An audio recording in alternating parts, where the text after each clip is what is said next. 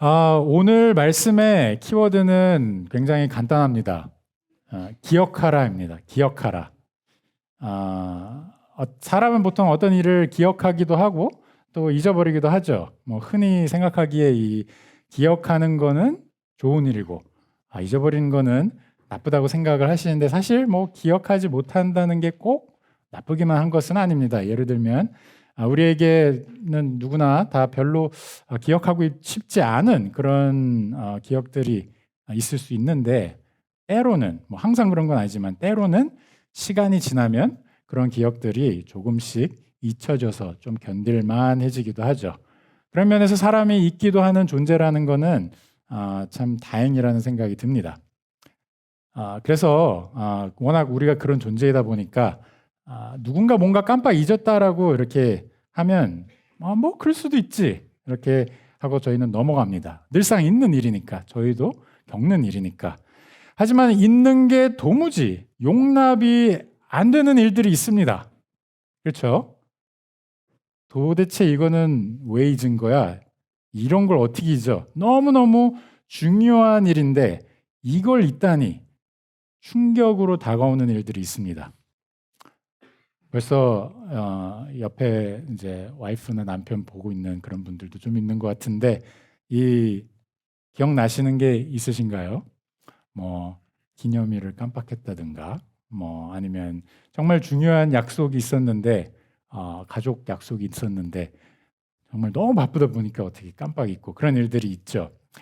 본문의 이스라엘이 어떻게 보면 딱 그런 충격적인 상황에 조짐을 좀 보이고 있습니다. 잊지 말아야 할 거를 지금 잊을 가능성이 농후한 그런 상황 가운데 있는 거죠. 그래서 모세가 강조해서 이야기를 합니다.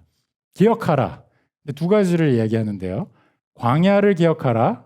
그 다음에 하나님을 기억하라. 간단하죠. 광야를 기억하라. 하나님을 기억하라. 근데 이제 오늘 내용을 들어가 보시면 전체적인 이 구조는 되게 간단한데 내용 자체는 이렇게 간단하지 않습니다. 그래서 조금 더 집중해서 말씀을 좀 들으셔야 될 것 같습니다. 이 두 가지 내용을 살펴보기 전에 먼저 지금 현재 이스라엘 백성이 어떤 상황에 놓여 있는가 이것부터 좀 확인해 볼까요? 이스라엘 백성들은 광야를 지나서 드디어 이제 하나님께서 약속하신 땅을 코앞에 지금 두고 있는 그런 상황입니다. 그렇죠? 얼마나 설레겠어요. 얼마나 기대가 넘치겠어요. 그렇죠? 더군다나 하나님께서 약속하신 땅이 어떤 땅입니까? 소위 젖과 꿀이 흐르는 땅 아닙니까? 이제 출애굽기 3장이나 민수기 14장 같은 데 보면 이제 이 젖과 꿀이 흐르는 땅 이런 말씀이 나오는데 민수기에는 이렇게 표현이 되어 있습니다. 여호와께서 우리를 기뻐하시면 우리를 그 땅으로 인도하여 들이시고 그 땅을 우리에게 주시리라. 이는 과연 젖과 꿀이 흐르는 땅이니라. 무슨 뜻이죠? 아주 풍요롭고 번성한 그런 땅이란 뜻입니다.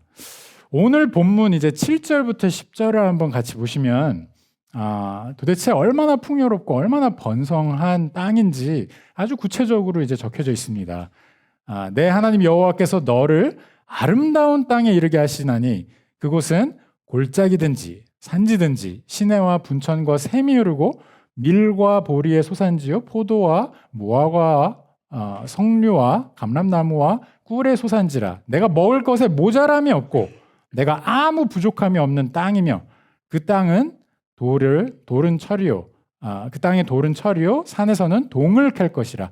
내가 먹어서 배부르고 내 하나님 여호와께서 옥토를 내게 주셨다. 이렇게 적혀져 있죠. 자, 이런 땅으로 하나님께서 인도하실 때 기대하는 반응이 뭘까요? 기대하는 반응.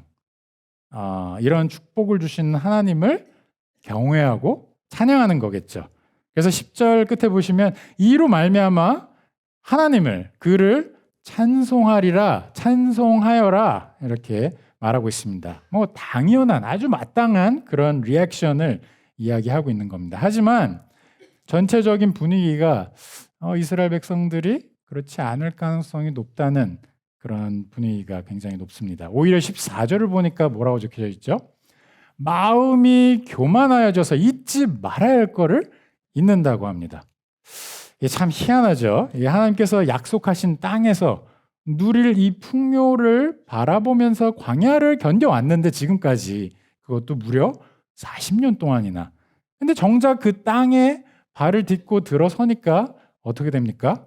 하나님은 온데간데 없고 내가 견딘 노력밖에는 보이지 않는 겁니다. 광야에서 겪은 일들도, 그 광야에서 나와 함께 하신 하나님에 대한 기억들도 다 사라져 버리는 거죠. 근데 생각해 보면 이런 안타까운 모습이 이 말씀에만 보이는 게 아니라 우리 삶에서도 참 많은 것 같습니다. 광야와 같은 힘든 그런 어려운 그런 시기를 지날 때 하나님을 붙잡는 것, 이거 사실 쉬운 일 아닌 거 여러분들 잘 아실 겁니다. 그 힘든 시기 동안 꾸준하게 하나님 앞에 계속해서 나아오고 하나님을 찾는 거, 그거 자체가 사실은 엄청난 도전입니다. 하지만 힘들 때만 그런 게 아니고요. 힘든 시기가 지나고 조금 이제는 일이 풀렸다. 이제는 조금은 내 마음에 여유가 생겼다. 이럴 때도 하나님을 붙잡는 게 만만치 않은 일이라는 것을 오늘 본문이 우리들에게 가르쳐 줍니다. 지금은 좀 힘드니까 그래, 뭐 지금은 좀 힘드니까 괜찮아지면 내가 신앙생활 열심히 할 거야. 이렇게 말씀하시는, 그렇게 생각하시는 그런 분들 많으시죠. 스스로에게 우리가 이런 얘기 얼마나 많이 합니까? 지금은 좀 힘든 때니까. 그런데 오늘 말씀을 묵상하시고 나면 지금 힘들 때 내가 하나님을 찾지 못한다면 생활이 안정된다고? 상황이 나아진다고? 내가 하나님을 찾으리라는 보장이 없다는 것을, 오히려 더 어려울 수도 있다는 것을 이야기해 줍니다. 자, 그러면 도대체 사람은 왜 그럴까요? 왜 이렇게 교만해질까요? 이 질문에 오늘 본문은 기억을 하지 못해서라고 이야기합니다. 즉 망각하기 때문이라고 이야기합니다. 그래서 모세가 기억하라, 기억하라, 잊지 말라, 이 표현을 오늘 본문에 수시로 계속해서 쓰는데요. 그 첫 번째 기억하라는 내용이 바로 광야입니다. 자, 2절을 한번 같이 보실까요? 2절을 보시면 내 하나님 여호와께서 이 40년 동안에 내게 광야길을 걷게 하신 것을 기억하라, 이렇게 말씀하십니다. 자, 기본적으로 이 광야는 어떤 곳입니까? 오로지 생존만이 목표가 될 수 있는 척박한 곳이죠. 기온도 극도로 덥거나 극도로 밤에는 추워지죠. 일교차가 엄청납니다. 물도 없어서 목이 마릅니다. 그러니 농사도 될 리가 없죠. 아주 어렵습니다. 가축을 키우는 것도 어렵습니다. 생명체라는 게 자리를 잡는 것 자체가 굉장히 큰 도전입니다. 사방이 다 뚫려 있다 보니까 어떻습니까? 외부 다른 적들로부터 침략을 당하기는 또 엄청 쉽습니다.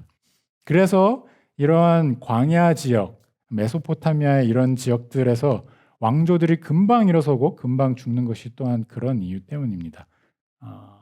침략을 받기 쉬우니까요. 아무래도 이런 환경에서 지내려다 보면 어떻겠어요? 힘들겠죠. 그렇죠? 고통스러울 겁니다. 이스라엘의 광야 40년은 뭐 앞에 내용들을 다 읽어보시지 않으셨어도 아주 힘들고 지극히 어려웠을 거라는 것을 어렵지 않게 짐작할 수 있습니다. 그렇다면 왜 하나님께서는 그의 백성을, 그의 사랑하는 백성을 이런 고통스러운 곳으로 인도하시는가? 이게 이제 우리의 질문이죠. 먼저 우리가 기억해야 할 것은 이 광야로 오기 전에 어디서부터 인도하셨는가? 이걸 먼저 확인하셔야 될 것 같습니다. 어디로부터 광야로 이끌어내셨는가? 애굽 땅이죠. 그렇죠? 애굽에서부터 건져내셨죠. 14절 끝을 보시면 여호와는 너를 애굽 땅 종되었던 집에서 이끌어내셨다, 이렇게 말합니다. 소망 없이 종으로만 살아야 했던 죽음의 땅에서 하나님께서 친히 건져내셔서 광야로 인도하고 계시다는 것을 우리는 잊지 말아야 할 겁니다. 광야는 종착지가 아니라 거쳐가는 곳인 거죠. 하지만 단순히 만약에 정말 그냥 거쳐가는 그런 고생길이라면 아마도 하나님께서는 굳이 그걸 기억하라라고 하시진 않을 것 같아요. 차라리 40년 동안 고생했다. 자, 이제는 다 잊고 앞으로 약속의 땅에서 행복할 그런 준비나 그런 생각이나 하라 이렇게 말씀하시겠죠. 이 힘든 광야의 시간을 기억하라 하시는 것은 이 광야 가운데 하나님의 뜻하신 바가 있다는 뜻입니다.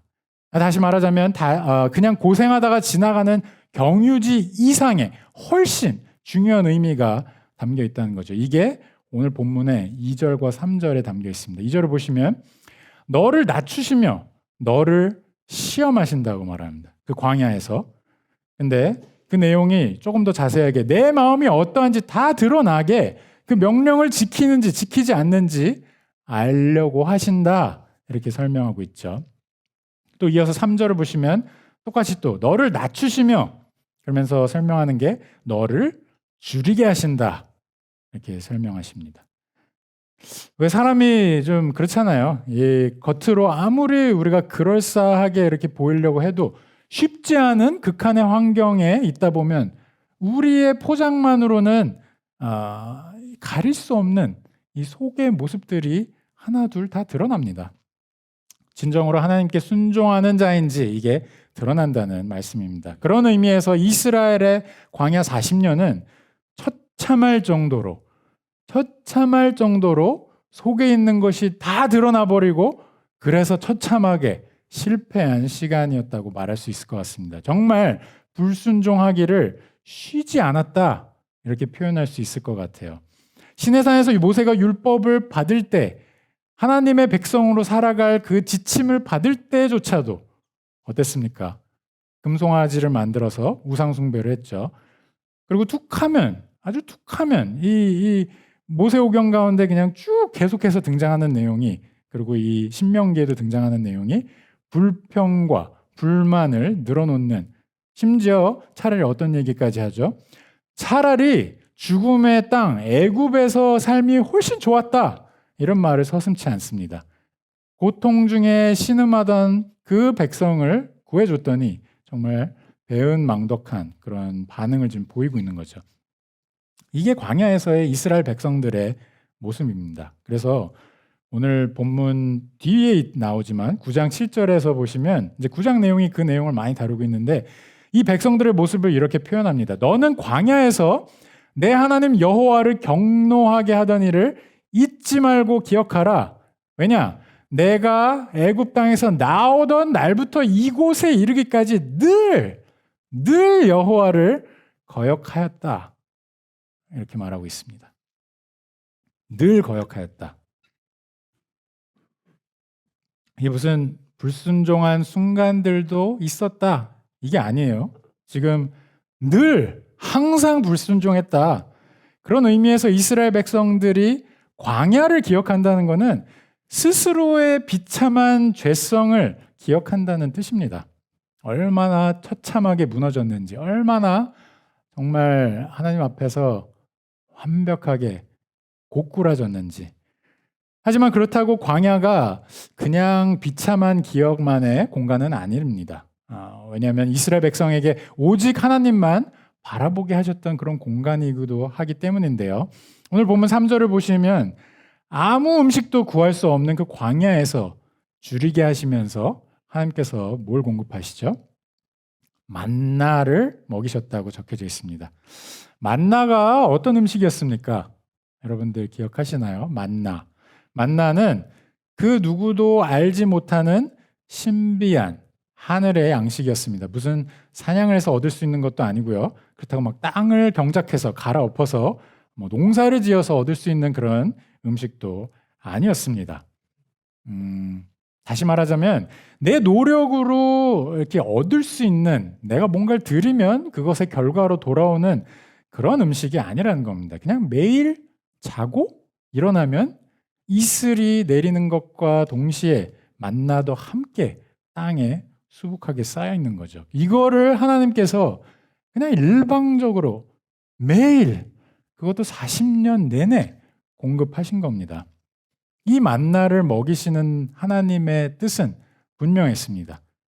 매일매일 받아 먹어야 하는 일용할 양식을 통해서 생명의 근원이 누구이신지 그 생명의 근원이신 하나님과의 관계를 확인하고 기억하게 하기 위한 것이었죠. 오직 하나님께만 의지할 수밖에 없는 그런 관계에 있는 것이 이 이스라엘 백성들임을 기억하게 해주신 겁니다. 죄로 인해서 늘 불순종하면서 아무 자격이 없는 자일 수밖에 없는 그런 백성들임에도 불구하고 여전히 공급하시는, 여전히 신실하신 하나님과의 그 관계 안에 놓여 있다는 것을 기억하게 하신 것이죠. 그런 면에서 이스라엘 백성들에게 광야를 기억한다는 것은 그 누구도, 그 어떤 일도 흔들 수 없는 견고한 하나님과의 언약적 관계를 깨닫고 배우는 그 시간을 기억한다는 것을 의미합니다. 좀 놀랍지 않습니까? 어떻게 40년의 이 광야의 시간을 잊는다는 것 자체가 좀 우리한테는 좀 서프라이즈로 다가옵니다. 이게 어떻게 가능하지 싶거든요. 대한민국 역사에서 일제 강점기 35년간 이 시간은 사실 절대 잊을 수 없는 그런 기간이잖아요. 이스라엘 백성들에게 역시 이 광야의 40년은 절대로 잊을 수 없는 그런 기간일 것 같은데 그것도 직접 광야를 경험했잖아요. 물론 이 세대, 출애굽한 세대는 아니지만 그 다음 세대로서 광야를 경험한 세대잖아요. 이 약속의 땅으로 들어가는 그 사람들이. 그런데 삶이 풀리고 좀 풍요로워지면 그게 그렇게 되나 봐요. 역사적인 팩트 자체야 우리가 기억을 할 수 있지만 그 시간에 겪었던 죄로 인한 처참한 실패, 이거에 대해서는 점점 그냥 그럴 수도 있지, 아무렇지도 않은 거야 라고 기억이 무뎌지고, 그럼에도 불구하고 놀라운 은혜로 주님을 믿게 하셨던 그 언약적 관계에 대해서는 그냥 기억이 가물가물해지게 되는 겁니다. 그래서 더더욱 광야의 시간을 기억하는 것이 중요합니다. 우리 각자의 삶도 마찬가지죠. 우리 삶에 광야의 시간들이 있습니다. 떠올리는 것조차도 부담스럽고 힘들고 고통스러운 그런 시간들이 있습니다. 도무지 감당하기 어려웠던 그 시간들, 처참하게 주님 앞에서 실패했던 부끄러운 시간들이 저와 여러분들에게 다 있습니다. 그 시간을 지나서 지금 이 예배당 가운데 여러분들이 와서 앉아서 말씀을 듣고 예배를 드리고 있다는 그 사실 자체는 하나님께서 그 시간들을 통해서 이미 여러분들에게 하나님의 신실하심을 확인시켜 주셨고, 여러분들이 이미 하나님과의 그 언약적 관계 안에 있음을 알게 하셨다는 뜻입니다. 하나님과의 관계가 뭔지 모르게 요즘 미지근하신가요?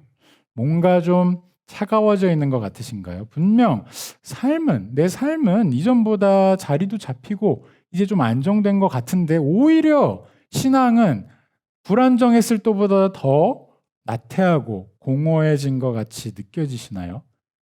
여러분들의 광야의 이 시간의 기억들을 여러분들이 직접 경험하고 깨지고 그러면서 확인했던 주님과의 관계, 그 기억들을 하나하나씩 떠올려 보시기 바랍니다. 만약에 여러분들의 이 신앙이 정말 정체된 것 같이 느껴지고 왜 여기서 막혀 있을까라는 질문이 드신다면 여러분들의 지나간 그 기억들을 떠올려 보시기 바랍니다. 그렇게 하면 할수록 여러분들이 하나님과 어떤 관계 안에 있는지를 들여다보게 되면 들여다볼수록 여러분들이 지금 주님과 얼마나 복된 관계를 누리고 있는지가 더 명확해질 겁니다. 이게 다소 정체되어 있고 막혀 있다면 그 물꼬를 트는데 이 기억이 큰 도움이 될 수 있다는 뜻입니다. 자, 그러면 광야의 시간에 이어서 그럼 하나님을 기억하는 부분을 좀 살펴보겠습니다. 40년 동안 광야의 시간을 잊게 한다는 것만으로도 사실 교만이라는 것이 굉장히 무서운 거구나 이런 생각을 하게 되는데요. 더 무서운 상황이 사실 오늘 본문에 등장합니다. 그거는 광야에서의 그 시간뿐만 아니라 이제는 그 시간을 주관하셨던 하나님 자체를 잊는다는 겁니다. 무려 4번에 걸쳐서 경고를 하고 있는데요. 이거는 우리가 심각하게 이걸 받아들여야 된다는 뜻입니다. 한번 본문 보시면 11절에 내 하나님 여호와를 잊어버리지 않도록 삼갈지어다. 14절 내 하나님 여호와를 잊어버릴까 염려하노라. 18절 내 하나님 여호와를 기억하라. 19절 내가 만일 내 하나님 여호와를 잊어버린다면. 계속해서 여호와를 기억할 것을 강조하고 있죠. 근데 여기서 하나님을 기억한다는 게 그냥 하나님의 존재를 아는 것 정도로 기억한다는 뜻은 분명 아닐 겁니다. 여기서 말하는 거는 나에게 하나님이 도대체 어떤 분이신지, 인격적으로, 전인격적으로 나를 만나신 하나님이 도대체 어떤 분이신지 우리에게 드러내시는 하나님의 성품과 속성이 어떠한지를 기억한다는 뜻입니다. 근데 교만이 무서운 이유가 뭔지 아세요? 하나님의 그 속성들, 내가 기억하고 있는 하나님의 속성들, 너무나 자명한 그 성품들을 하나하나 나의 속성들로 대체시킨다는 겁니다. 그게 교만의 너무너무 무서운 부분입니다. 오늘 본문에서도 그걸 다루고 있는데요. 하나님께서는 우리 삶에 행하신 일들로 분명 하나님이 누구신지를 우리한테 계시하십니다. 드러내십니다. 이스라엘의 역사를 보시면 약속의 땅까지 인도하시는 그 과정마다 이게 드러나는데요. 오늘 본문 14절부터 16절이 그 전체적인 것을 개괄적으로 보여줍니다. 여호와는 너를 애굽 땅 종되었던 집에서 이끌어내시고 그 다음에 너를 인도하여 그 광대하고 위험한 광야 곧 불뱀과 전갈이 있고 물이 없는 간조한 땅을 지나게 하셨으며 그 다음에 또 뭐가 나옵니까? 너를 위하여 단단한 반석에서 물을 내셨으며 그 뒤이어서 내 조상들도 알지 못하는 그 만나를 광야에서 내게 먹이셨다. 이 과정 하나하나마다 하나님께서 나는 이런 하나님이라 라고 하나님의 속성을 드러내신 겁니다. 근데 이 모든 과정이 도대체 다 합하여져서 뭘 위해서 존재한 거였느냐? 16절을 보시면 이스라엘 백성들에게 마침내 복을 주려는 하나님의 뜻과 계획에 의한 것이라고 말하고 있죠.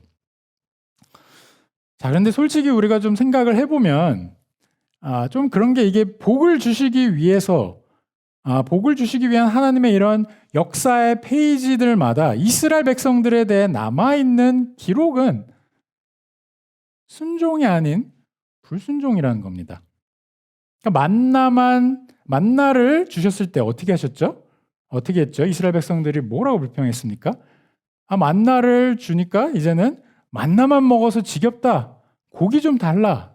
이렇게 불평합니다. 반석에서 물을 내시는 과정은 또 어땠습니까? 물이 없다고 불평하는 이 백성들이 하나님 앞에 그렇게 나왔기 때문에 이렇게 하나님께서 광야로 우리를 인도하셔서 죽게 만드셨다 이렇게 불평을 했기 때문에 일어난 일이 아니었습니까? 이렇게 불평해서 반석에서 물이 나게 하신 건데 물이 없는 땅을 지나면서도 또 마찬가지 경험을 합니다. 물 없다는 불평을 이 백성들이 얼마나 자주 쏟아냈습니까? 마라에서 불평한 사건이 대표적인 예죠. 심지어 애굽 땅에서 이끌어내신 그 순간조차도 홍해 앞에 병사들이 몰려오니까 어떻게 합니까? 차라리 애굽에 두지. 차라리 그대로 두시지. 왜 여기까지 인도하셔서 우리를 죽이시는가? 이렇게 불만을 쏟아냅니다. 근데 대조되는 건요. 이러한 불만을 쏟아내는 그런 현장마다 하나님께서는 어김없이 놀라운 역사를 드러내셨다는 겁니다. 이 백성들을 택하신 하나님의 선택이 백성들의 속성에서 나온 게 아니라 하나님 당신의 전적인 주권자이신 하나님이 이들을 사랑하는 하나님의 속성 때문에 분명하게 드러내셨다고 그렇게 말을 합니다. 그래서 이 신명기 7장에 7절부터 9절을 보시면 이걸 이렇게 표현하고 있습니다. 여호와께서 너희를 기뻐하시고 너희를 택하심은 너희가 다른 민족보다 수요가 많기 때문이 아니라, 그러니까 이 백성이 갖고 있는 어떤 속성 때문이 아니라 오히려 이 백성들은 모든 민족 중에 가장 적은 자인데 여호와께서 너희를 사랑하심으로 말미암아 하나님의 속성 때문에 또는 너희의 조상들에게 맹세하신 그 맹세를 지키려 하심으로 말미암아 하나님께서 하나님의 신실하심 때문에 자기 권능의 손으로 너희를 인도하셨다 이렇게 표현을 합니다. 그렇기 때문에 내가 이런 하나님임을 알라. 하나님께서 이렇게 말씀하시죠. 신실하시고 우리를 사랑하시고 정말 볼품없고 부족하고 반역하고 패역하는 그 민족임에도 불구하고 전능하신 권능으로 속량하신 것은 하나님의 속성 때문입니다. 그런 의미에서 약속의 땅은 풍요로움은 하나님의 속성으로 인한 결과로 우리에게 주어진 것이죠. 근데 참 황당한 게 인간은 너무나 자명한, 그러니까 지금 약속의 땅에 들어가서 누리게 될 이 모든 이 소산에 대해서 여기엔 분명히 하나님의 이름이 하나하나 새겨져 있는데 하나님의 성품이 거기에 다 배어 있는데 이거를 살짝 지우고 자신의 이름을 대신 넣으려고 합니다. 그게 17절에 나오는데요. 약속의 땅에 주어진 풍요의 소산을 바라보면서 이 백성들이 뭐라고 얘기합니까? 그러나 내가 마음에 이르기를 내 능력과 내 손의 힘으로 내가 이 재물을 얻었다. 이게 바로 이스라엘 백성들의 너무나 황당한 반응입니다. 한마디로 스스로를 하나님과 동등선상에 놓고 너무나 명확하게 드러나는 하나님의 속성으로 인한 그 산물을 하나님이 아닌 내 속성의 산물인 것으로 이야기를 하고 있는 것이죠. 거기다가 나의 레이블을 좀 붙이고 있는 겁니다.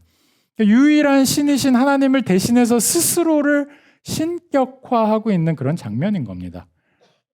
하나님께 영광을 돌리는 수단이 되어야 할 이 영광의 소산들, 이 풍요의 소산들이 이제는 스스로에게 영광을 돌리는 수단으로 바뀌어져 가고 있는 것이죠. 이것을 한마디로 간단하게 줄여서 표현하면 우상을 만든다 이렇게 표현할 수 있습니다. 우상을 만든다.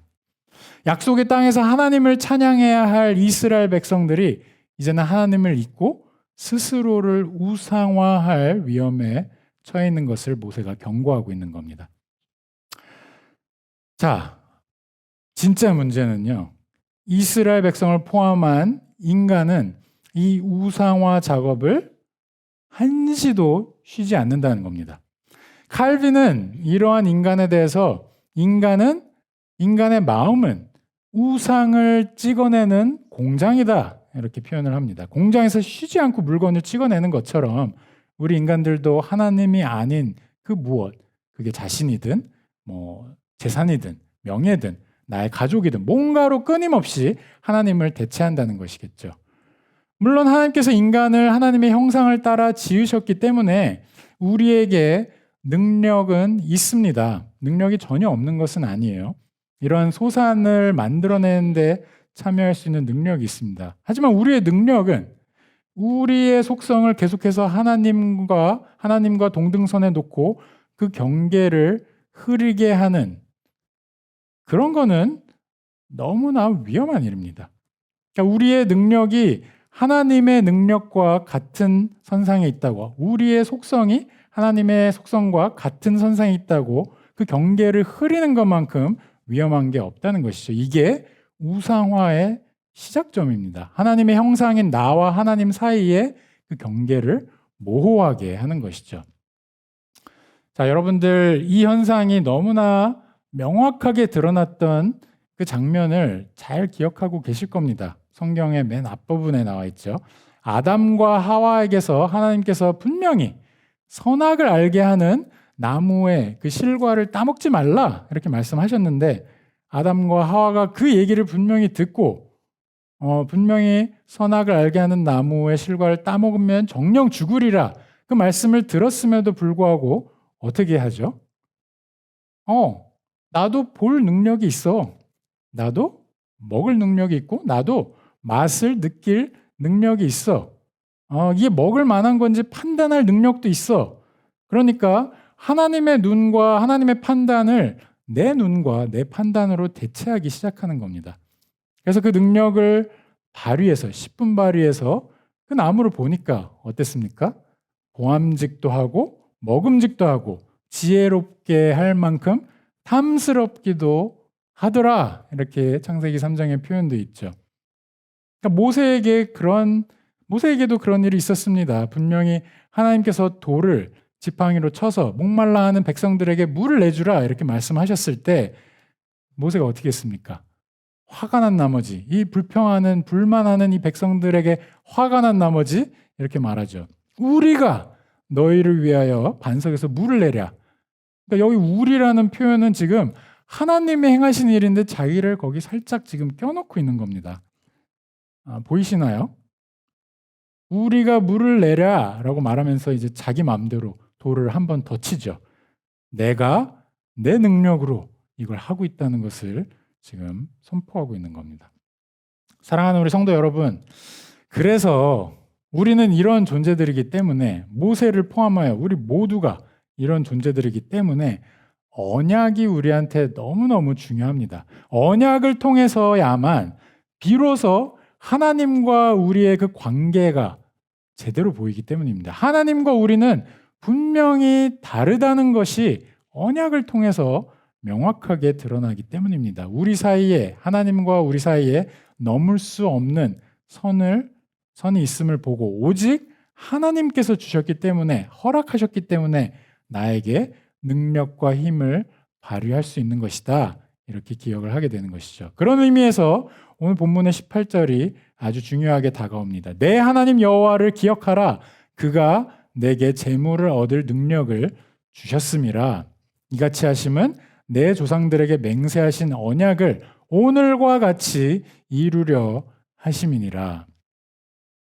하나님을 기억하는 그것은 하나님께서 약속의 땅으로 인도하시면서 주시는 그 소산들이 내 능력을 통해서 이루어지는 부분들도 있지만 그것은 궁극적으로 언약 안에서 나의 모든 것을 주관하시는 하나님의 것임을, 하나님께 속한 것임을 명확하게 인지하고 있는 겁니다.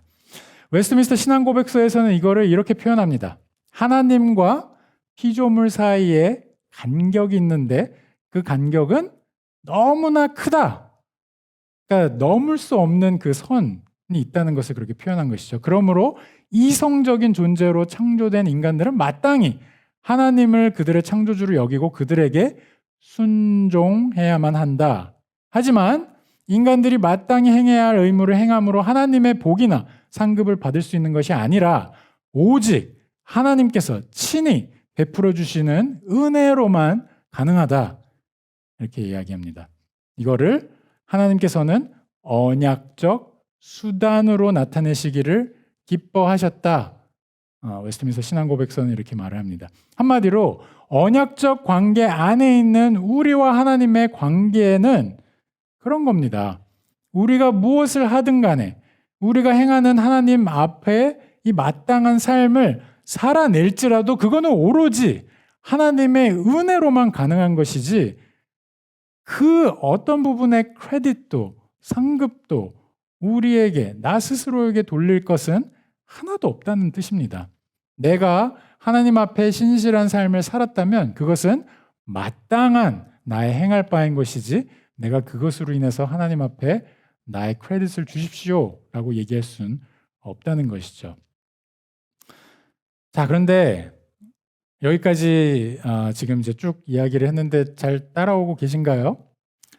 이제 마지막으로 중요한 딜레마를 하나 해결해야 됩니다.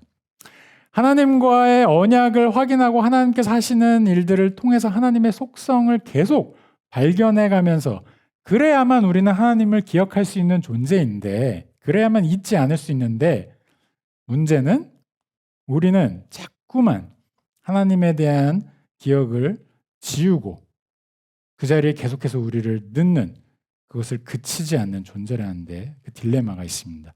우리는 자꾸만 하나님에 대한 기억을 대신해서 우리의 것을 거기에 넣으려고 한다는 거예요. 구약시대 내내 벌어진 일들이 바로 그거였습니다. 하나님께서 그 언약을 그래서 계속해서 상기시키십니다. 리뉴 하십니다. 이 백성들이 패역한 모습을, 한심한 모습을 보일 때마다 리뉴 하시면서 다시 한번 기억하게 하려 하셨죠. 그런데 결과는 어땠습니까? 그럼에도 불구하고 언약 백성들은 끊임없이 실패했습니다. 그래서 하나님께서 이 백성들을 뭐라고 닉네임을 붙여주셨나요? 목이 곧은 백성. 목이 곧은 백성. 그러니까 광야에서 하나님의 은혜를 광야라는 게 그런 곳 아닙니까? 하나님의 은혜를 너무나 누리기에 적합한 하나님만 의지해야 되는 그런 공간인데 오히려 그 공간에서 하나님께 엎드리기보다는 목을 빳빳하게 세우고 하나님의 크레딧을 자신의 걸로 만들려고 하는 그런 존재라는 뜻입니다. 하나님에 대한 기억을 계속해서 지워가는 존재라는 뜻이죠. 그래서 저와 여러분들 가운데 예수님께서 오신 겁니다. 저와 여러분들 가운데 예수님께서 왜 오셨느냐? 우리의 계속해서 하나님을 지워가는 그 작업을 더 이상은 못하게 하시려고요. 이 땅에서의 사역을 시작하실 때 예수님께서 어떤 일을 겪으셨죠? 성령의 이끌림을 받아서 광야에서 40년을 보냈던 그 이스라엘 백성들처럼 광야에서 먼저 40일을 지내셨습니다. 그 40일 동안 어떻게 되셨죠? 이스라엘 백성들이 하나님께서 그들을 낮추신 것처럼 예수님이 낮아지시고 힘들고 줄이게 그렇게 만드셨죠. 그리고 그 과정을 통해서 마귀가 유혹을 해옵니다. 뭐라고 유혹을 해오죠? 이 돌들을 명하여 떡이 되게 하라. 한마디로 하나님 아버지께서 하시는 일은 이제 그만 잊고 너한테 능력이 있으니까 그 크레딧을 이제는 너한테 돌려라. 내 능력으로 행하고 그 상급을 너가 받으라. 이런 뜻입니다. 그때 예수님께서 바로 오늘 본문의 이 말씀을 들어서 마귀를 상대하십니다. 어떻게 하시죠? 사람이 떡으로만 사는 것이 아니요 여호와의 입에서 나오는 말씀으로 살 것이라. 이게 오늘 신명기 8장 3절의 말씀인데요. 이 말씀을 들어서 이 마귀와의 싸움에 완벽하게 승리하십니다. 사랑하는 성도 여러분, 우리의 딜레마의 답은 바로 여기 있습니다. 하나님의 백성들이 절대로 이길 수 없는 우상화의 유혹을 예수님께서 동일하게 받으시고도 완벽하게 승리하셨습니다. 그것도 하나님의 말씀으로요. 저와 여러분이 거둘 수 없는 승리를 예수님께서 먼저 거두시고 우리에게 그 승리를 주신 겁니다. 근데 어디에서 주셨죠? 그 승리를? 바로 십자가 가운데서 우리한테 허락하셨습니다. 우리는 어떤 존재입니까? 우리는 스스로의 크레딧을 쌓기에 그걸 쉬지 않는, 정말 그래서 우상화 작업을 쉬지 않는 그런 존재들인데 예수님께서는 오히려 어떻게 하셨죠? 모든 크레딧을 받기에 합당하신 그 하나님께서 우리를 위해서 오히려 그 영광을 취할 것으로 여기지 않으시고 낮아지셨어요. 낮아지셨을 뿐만 아니라 오히려 저와 여러분의 죄의 대가를, 우리한테 진짜 정작 돌아와야 될 그 크레딧을, 그 심판을 예수님께서 대신 가져가셨습니다. 그리고는 오히려 예수님께만 합당한 크레딧, 그 의로움을 저와 여러분들에게 허락해 주신 거예요.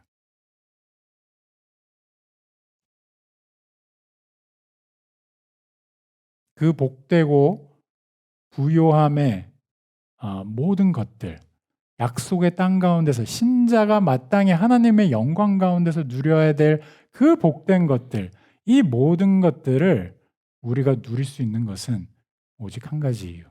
예수님께서 그 반대급부의 크레딧을 다 갖고 가셨기 때문입니다. 저와 여러분들이 행한 모든 일들로 인해서, 우리의 죄악으로 인해서. 그래서 우리에게는 하나님을 기억하는 방법이 아주 확실합니다. 예수님께서 우리에게 승리의 도구로 주신 그 말씀, 사실 신명기의 말씀을 들어서 예수님께서 사실은 그 말씀을 들어서 하지 않으셔도 예수님은 제2위격이신 성자 하나님이시기 때문에 능히 마귀를 대적하고도 남습니다. 그런데 그럼에도 불구하고 그 말씀을 들어서 물리치신 것은 바로 저와 여러분들에게 우리가 살아야 할 그 삶의 방향이 무엇인지를 보여주시기 위한 것이죠. 그 승리의 도구로 주신 말씀을 통하여 우리는 그리스도를 바라봅니다. 예수님은 하나님의 영광의 광채시요 그 본체의 형상이기 때문에 여기서 영광의 광채라는 것은 그 본체의 형상이라는 것은 마치 이 코인에 왜 인물들이 이렇게 주조되지 않습니까? 그런 것처럼 하나님의 그 모습이 그대로 임프린트가 됐다는 뜻이에요. 하나님의 그 모습을 우리는 예수님을 바라볼 때 그대로 있는 그대로 보게 되는 것입니다. 언약 안에 있는 저와 여러분은 예수님을 바라볼 때 하나님을 절대로 잊을 수가 없습니다. 너무나 명확하게 예수 그리스도를 통하여 말씀하시는 하나님의 역사가 거기에 있기 때문입니다. 하나님께서는 마지막 때인 지금 그리스도를 통하여 우리에게 스스로를 말씀을 통하여 드러내십니다. 예수 그리스도를 통하여 드러내십니다. 그리고 그 드러내시는 은혜의 방편들을 저희들한테 주셨는데 그게 하나는 말씀이고 또 하나는 성례. 우리가 함께 모여서 예수 그리스도의 떡과 살을 한 예수 그리스도의 떡과 또 그 잔을 나누는 성찬이 있지 않습니까? 또 세례와 또 입교하는 그 자리들이 있지 않습니까?